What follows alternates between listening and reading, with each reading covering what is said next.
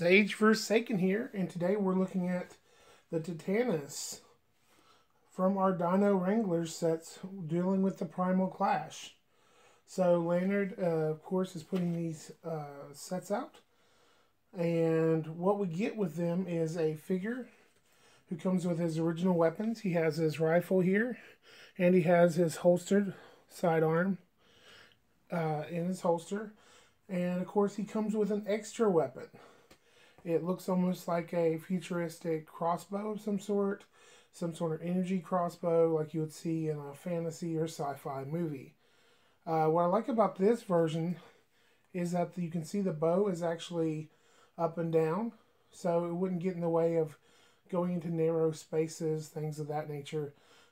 Some crossbows, they show in fantasy and sci-fi, you're like, how do they go into a tunnel and fight enemies with that thing? Because they would not be able to turn left or right enough to aim.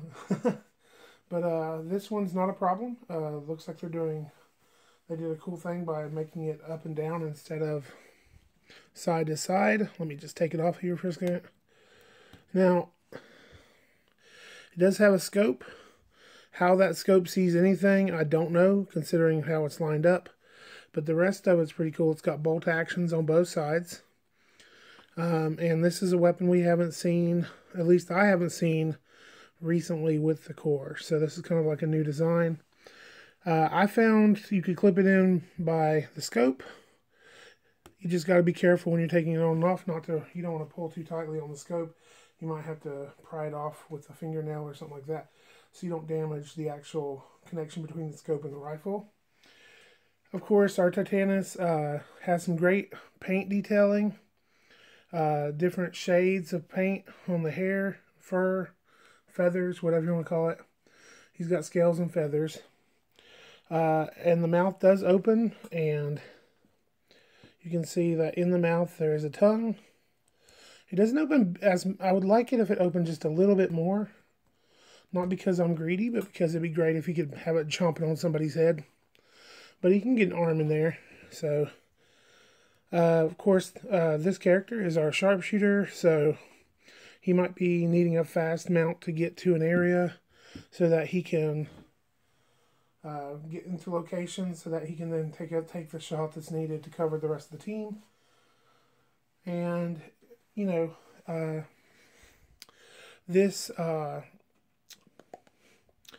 piece is pretty well sculpted so that it actually looks like he's holding it with both hands here. And the saddle seems to work good. I don't know what the back piece on this one is supposed to be. I wish they gave a little detail like that. Like, what is the purpose of this one? The one that comes with some of the other figures are obvious. For example, both of the guys from the Curse have weapons. Like the Saber-tooth Tiger has a mounted gun, and the Trimatrodon has a missile rack, or harpoon rack if those could be harpoon rack. But the Tantanis doesn't seem to show. You have no idea what that thing is. The one that comes on the Raptor is some sort of radio, and it has an antenna on it. So you could say that it's basically a communication device that you can, and it's got a rack where you could even mount like a book bag rucksack or something while he's traveling. So it has a little more purposes. This doesn't really tell you what this is, except for maybe a little storage compartment. So the good guys, they're not weaponizing their animals as much as the bad guys are. I guess that kind of makes sense, because the bad guys are always looking for an edge, a cheat, a way to get ahead. That's why they became cursed in the first place, because they were more interested in being the best than keeping their humanity. Anyway, I hope you've liked this look at the Tantanis, and I'll continue to get these Primal Clash figures as I can. And I thank you for liking, subscribing. Leave a comment. What do you think that back compartment could be for? And of course, are you going to make this into a custom Chocoboo and get a 4-inch cloud figure to put on it? Like, what is your, why would you buy this? Besides, it's just a cool figure. Of course, the spikes on the heels, it's all very cool.